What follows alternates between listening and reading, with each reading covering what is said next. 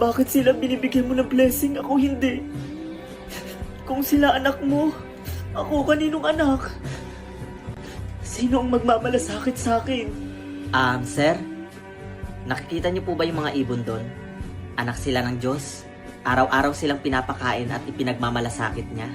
Tulad mo, anak ka din ng Diyos at mas mahalaga ka kaysa sa mga ibon.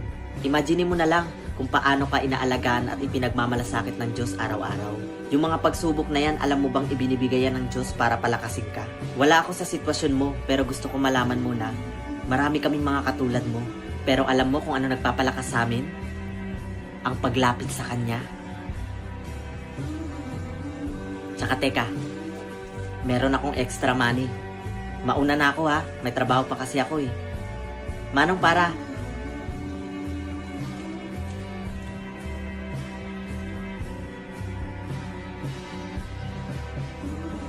Pasado siya, Lord.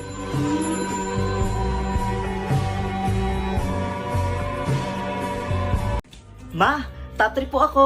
Ma, top 1 na naman po ulit ako sa school namin. Aba, ang tali-talino talaga ng anak ko.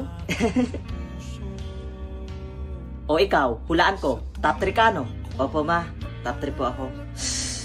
Hindi ka talaga nagbabago. Anak, tara mag-celebrate tayo. Pumunta tayo sa mall. Bibilang kita ng mga gusto mo. Talaga, ma? Oo anak, Yay! tara.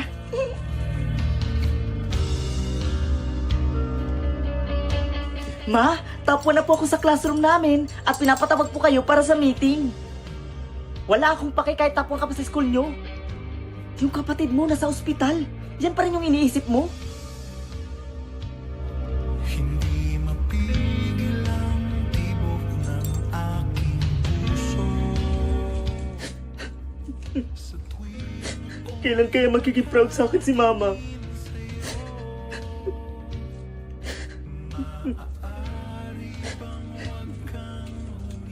Ma, may field trip daw po kami ma. At kailangan daw po kasama yung mga nanay. Ang tigas-tigas talaga ng ulo mo, no? Field trip pa rin yung iniisip mo? Yung kapatid mo, stage 4 ng cancer. Okay lang ma. walang pipigil sa Oh, bantayan mo muna yung kapatid mo ha. Aalis muna ako. Bibili muna ako ng gamot niya. Sige ma, babantayan ko po dito si Bunso. sabang maibabalik ang kahapon kahit saan. Isa nga po niyan.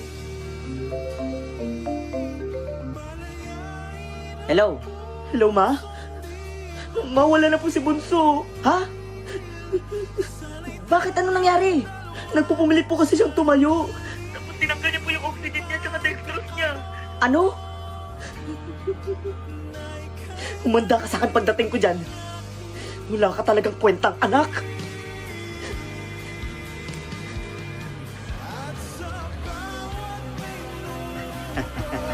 Ako'y di natuto ipilit mang iba.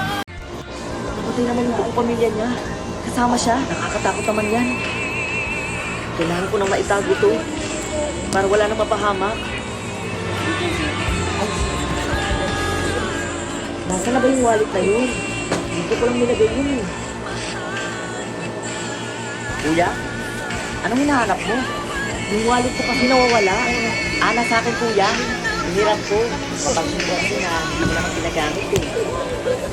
Oh,